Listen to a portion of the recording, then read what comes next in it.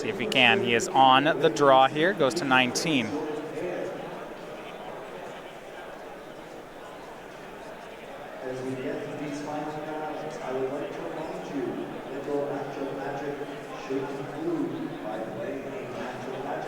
Light up the stage from Shane. 2 mountains. God, those are and good just mountains. a pass, yeah. Hero of Precinct 1 from Kessler. Both decks kind of having their draw at this point. See Runaway Steamkin, Shock. That's the second spell for this huge tempo swing. Yep, Lava Runner now a 2/2, hits on in. See Oath of Kaya. Very good card in the matchup as it shoots down the Steamkin. Tom is back up to 20. Right, this is some real back and forth from these decks. Yeah, both decks really bringing their A game to this matchup. We'll see which one can end up ahead. A reload from Shane, Pyromancer for 2, Lava Runner for 2, Tom to 16. And I believe Shane 2 cards left, one of them Experimental Frenzy. So he's Just got like we drew yeah. it. The second Steamkin, the Frenzy. And Kessler answering back. Hero Precinct 1 and Tyrant Scorn making the 1/1. And that 1/1 is going to line up so well against this Viashino Pyromancer. You know, these tokens feel insignificant the first couple you get, but when your cards are as weak on their face, even if they're efficiently costed as the mono red deck, that's a big deal. Kessler to 16. 5th land for Shane. He'll use the opportunity to land Experimental Frenzy. Top card is a 1-drop. It's Wizard's Lightning. Everybody's deck is just doing forth and back and forth. These are just like the nut high turns every single time. Wow, this is incredible. Someone's got to stumble eventually. Teferi Time Raveler from Tom. Bouncing the Experimental Frenzy. Yep. That's basically a time walk. Yep.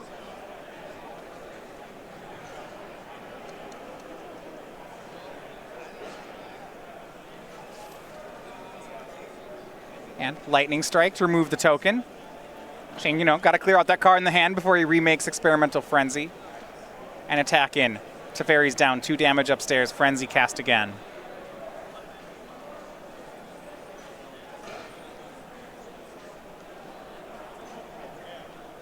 Both of these decks are just firing on all cylinders. I'm just waiting for the, you know, the Hostage Taker a creature, D-Spark the Experimental Frenzy go. You know. Well, I mean, that's like what everyone's doing this game. Yeah. Let's just draw up exactly the hand we want. Yeah, exactly. And, you know, think of it this way. Look, this Teferi got to return that Experimental Frenzy again. And with the Oath of Kaya triggers, Kessler's not even falling that far behind in life. Yeah. He is down to 10, and Frenzy's back on the board. 2 main deck D-Sparks, and it is feeling like, of course, there's a 1-drop. Oh, yeah. Wow, he missed it. I expected there to be a land as the next card. A land and a 1-drop, right. Yeah. You know, someone finally stumbled. Yeah, Shane didn't get his 7th land. Without the D-Spark, Tom is going to get run over here. Right, and, you know, that means that Shane has a spell on top of his deck. Hostage Taker takes the Lava Runner hostage and casts it, and Tyrant scorns away the Lava Runner. And Tom's going to attack back. Ooh, do we have a racing situation? This is great on Kessler's part, because he knows that he can't outgrind this Experimental Frenzy from Shane. Right. 1-drop and a land from Shane. Top card. If it's a land, the fun is over for the turn. Just says go. Next card feels like it has to be a land. He's got so much mana. So now can Tom develop? He has Hostage Taker again, takes the Pyromancer. Shane's thinking if he wants to shoot it in response. Basically, the thought here is if you think that you're going to have to kill it anyway with this Fanatical Firebrand, you might as well do it now before you take 2 damage. The other side of it is this Firebrand is great at enabling light up the stage. That's an interesting one from Shane. He then lets Tom cast it and then shoots it. It feels like he lost some damage there. Right, he chose to block instead to just make Kessler spend 2 mana. Okay. I guess that is, in the end of the day, the same amount of damage. Right. Doesn't matter. So, Shock from Shane. Top card, another Experimental Frenzy. Card Runaway Steamkin. And we are done. Oh my god, this is right down to the wire. Thought Erasure from Tom. Not exactly the card you want to draw when your opponent has Experimental Frenzy. 2 Experimental Frenzies, so we know Shane's hand is basically an exile pile at this point. There we go. He gets that Chain Whirler. And he gets to surveil one. And that's what he's looking for. But 2 hostage takers. Tom, without a top deck, can't gain control of this board. He's thinking about attacking it. Problem is he's out of cards. I think you have to attack. Okay. It does not feel good. Your odds are slim. But when your opponent has a runaway Steamkin and Experimental Frenzy going, you're kind of just hoping he bricks anyway. Shane down to 8. Top card here. Wizard's Lightning. That goes upstairs. Tom to 7. Is Tom even going to get another turn? Steamkin. 3-3. Another Frenzy. All right. Steamkin's to a 4-4. Top card. Does Shane make mana or attack? He's thinking about it. Attack. Easy attack. Tom to 3. Now post-combat. More work to be done. Triple red. Top card is Chain Whirler. Ooh. Counter on Steamkin. Tom to 2. A shock will do it. And no. Not yet. 1 mana up. He might be done. Oh, he's thinking. If it's something he can cast, he's got to. No, wait, he has not played a land. He's absolutely right. Okay. There's the land. Oh. Kessler is at 3 and picks up the cards. There's another land on top. And Shane at Echevarria takes game 1 with mono red. Wow, that was a lot. Remember, Shane. Good grief. Tom is in top 8 with a win. Shane is out of top 8 with a loss. Shane wins this one. Really on here. Yeah, if Shane wins this one, both players get to go to next round. So we move to sideboarding. Both decks really firing on all cylinders. Eventually, it came down to the fact that Tom could not answer Experimental Frenzy. So Tom has some incredible tools out of the sideboard. He has Lyra Dawnbringer and 2 copies, count them, 2 copies of Enter the God Eternals. All right. These are huge, huge cards for the matchup. Oh yeah, that is like a Ravenous Chupacabra on steroids. So with all 3 of those, these are 5 mana ways, huge life gain swings. They're really how you want to stabilize. I like how he can stabilize against a burn plan, but what's he going to do about Experimental Frenzy? Generally, you're really looking to race it most of the time. A lot of your ways to answer it are just not that great up front. We could end up seeing some Dovin's Vetoes coming in out of the sideboard from Kessler because the creatures are weaker against the Esper Hero deck when it's trying to clog the battlefield with things like Hero of Precinct 1, Lyra, etc. And it is one of your best answers to Experimental Frenzy, to Tybalt, to all of these things that you can expect the mono red deck to be bringing in after sideboarding. Well, both players have kept their 7s, so we'll start for the second game. Echevarria serving for 1. Follow up with Viashino Pyromancer, Tom to 17.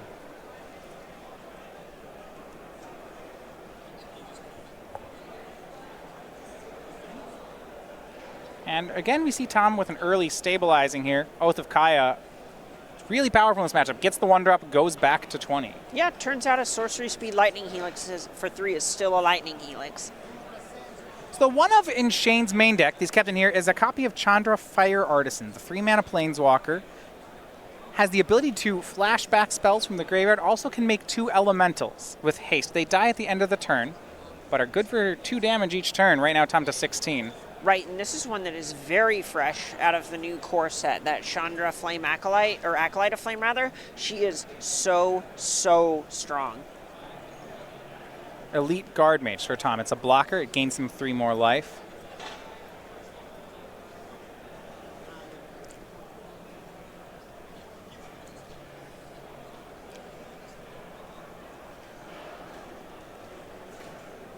At the Fire Artisan.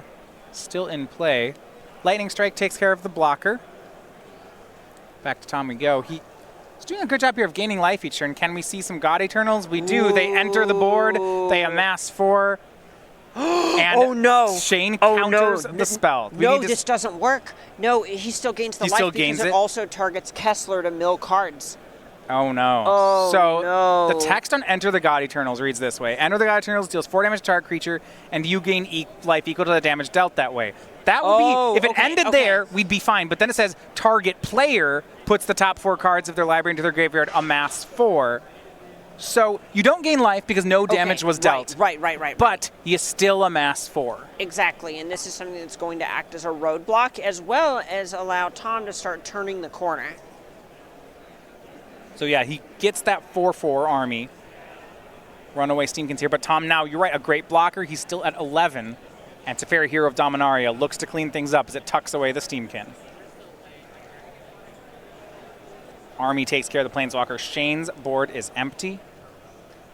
He needs something to burn away this Teferi, and that's actually a great one. Shane Whirler is one of the best ways to do it. Right, because it doesn't actually trigger that Oath of Kaya, so now we won't see Kessler gaining any life. Right, that was perfect. And unlike a burn spell, Shane actually has a card left over for his trouble. Second from the top right now, Shane has a Runaway Steamkin. Shane Whirler in play. He's got Tom to 11. Tom shocks to 8. It's hostage taker. Takes Shane Whirler hostage. Casts Shane Whirler. Shane to 19. Make it 15. It's a real turnaround for Tom. Kessler just saying, "Wow, Shane Whirler's a busted card. I would love one." You know it's a strong play when you're at 10 and you're still shocking your lands into play against red. Oh yeah. He just wants to turn this corner, get the game over as fast as possible.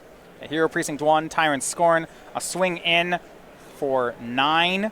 Shane to 6, and the top card there is Runaway Steamkin. Yeah, that is not likely to get Shane back into this game alone. There from the Teferi. And that's going to be a third game. Tom with the turnaround.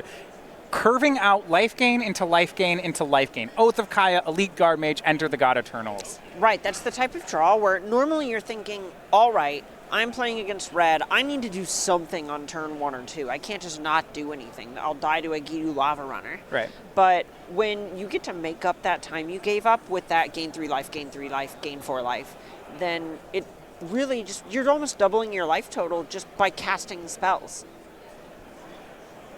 That's why you see Shane with cards like Tibalt Rakish Instigator in his sideboard is to maybe turn off some of that life gain. Exactly. That's just one of the most important cards in the sideboard, and the fact that it makes 2 tokens and then sticks around is instrumental to the plan that card encourages.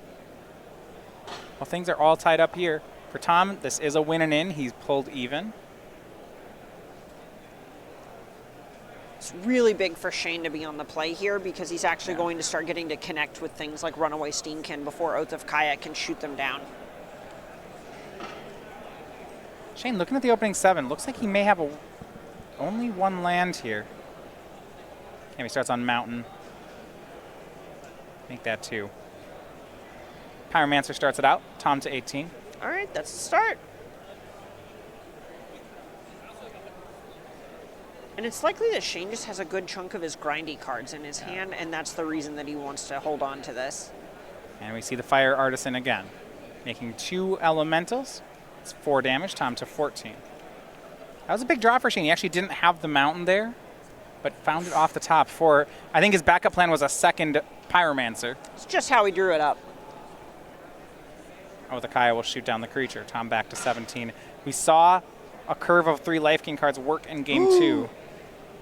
Well, going to be a little bit harder. Tibalt Rakish Instigator, no more life gain. Now he's an interesting choice if he wants to activate Tibalt or leave it at a safe 5 so Oath of Kayas can't shoot it down in the future. Right.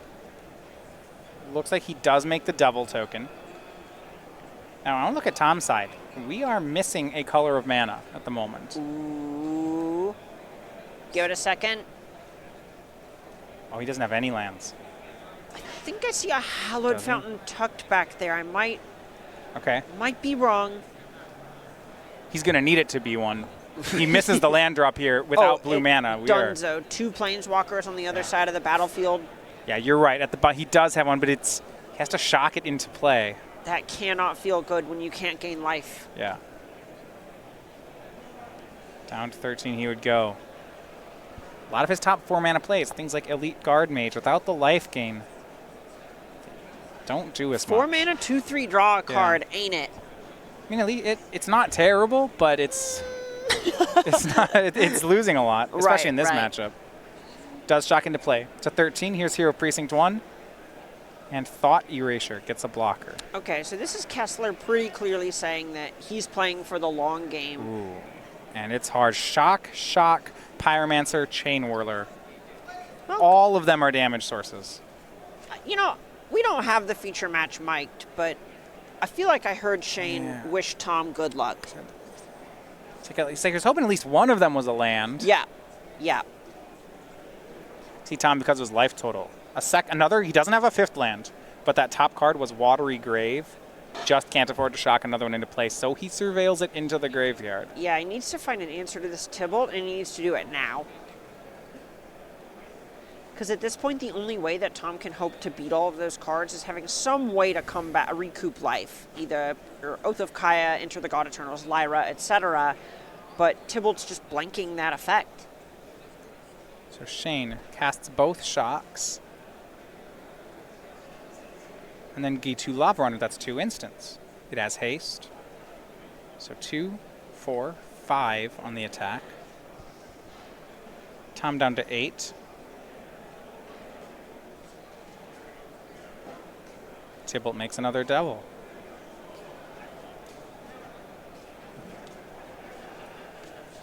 Back to Kessler. Still can't gain life. Can repeat last turn. He has Hero, Precinct 1, and Tyrant Scorn. Tyrant Scorn, the second mode is it can return a creature to its owner's hand, so he can answer a double that way. Right, and I also like him choosing to hold here because it's better against a Goblin Chain Whirler if Shane were to rip one off the top. Players in the 2 p.m. Right. Standard Challenge. Pyromancer, Tom down to 6. Your pairings for your next rounds are Fire Artisan uses Shock. -2, you can cast the spell from your graveyard. Likely going after the hero of Precinct 1. Yeah, that forces, it's time for Tyrant Scorn. Removes the Lava Runner, makes the 1/1 Hero, Precinct 1, into the graveyard. And this feels bad because you wanted to use it to bounce one of those devils, but you can't afford to immediately just take the damage from one. Right. Devil, the only creature that can attack here. So swing it in. Tom is at 6 currently. He goes to 5.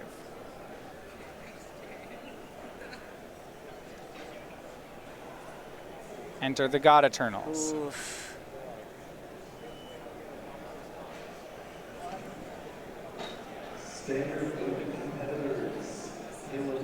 Next turn, Chandra Fire Artisan can make 2 1/1s. It can also flashback shock again. Tom does not have the mana for Enter the God Eternals. He also can't gain the life, even if he did. Yeah, you can see he's kind of making this Hail Mary, hope my attack at Tybalt gets through. Attacks Tybalt, but Shane blocks with a Devil token. The Devil token dies. Tom should go to 4 here, and he does. Oath of Kaya shoots down Chandra. Now Tom can't gain life.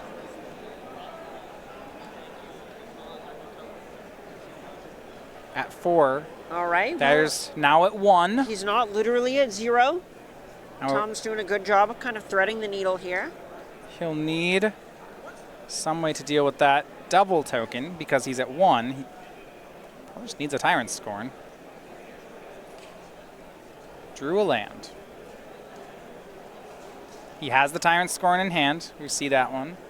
He has Enter the God Eternals. He has the 5th land and 1 more card hanging out. It's going to need... Because he's at 1, it has to be something else, right? See, Hostage Taker would do it here.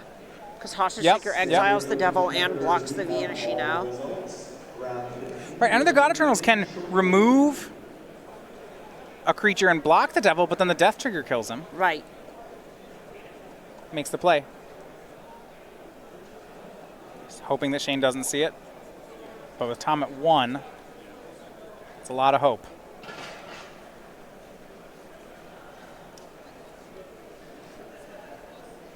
Says go. Shane draws, swings, and that's going to do it. Shane keeps his tournament hopes alive with the win. Goes to 11-3. Tom drops to 11-3, so both players will be facing a win and in.